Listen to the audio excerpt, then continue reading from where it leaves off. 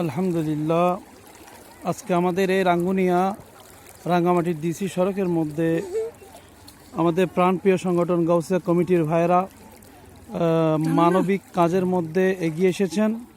এখানে গাড়ি চলাচল একেবারে বন্ধ হয়ে গেছে। আমাদের এই গাউসিয়া কমিটির শাহিনশাহ শ্রীকুটের রোহানি বাগানের ফুলরা অত্যন্ত সকাল থেকে ওনারা অক্লান্ত পরিশ্রম করে যাচ্ছে।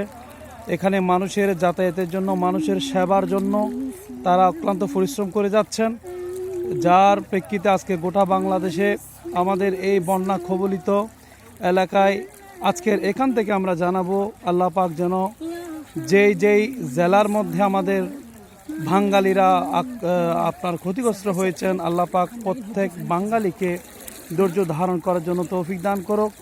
এবং আমার যেসব ভাইয়েরা গাউসিয়া কমিটির ভাইয়েরা অক্লান্ত যারা পরিশ্রম করে যাচ্ছেন, আল্লাহ পাক তাদের খেদমতকে কবুল করুক এবং ভবিষ্যতে আরও শানদারভাবে যেন এই খেদমত করে যায়, এটা আমরা কামনা করি। বিশেষ করে দেখেন, আমি আপনাদেরকে দেখাচ্ছি অক্লান্ত পরিশ্রম করে যাচ্ছে আমাদের গাউসিয়া কমিটির ভাইয়েরা।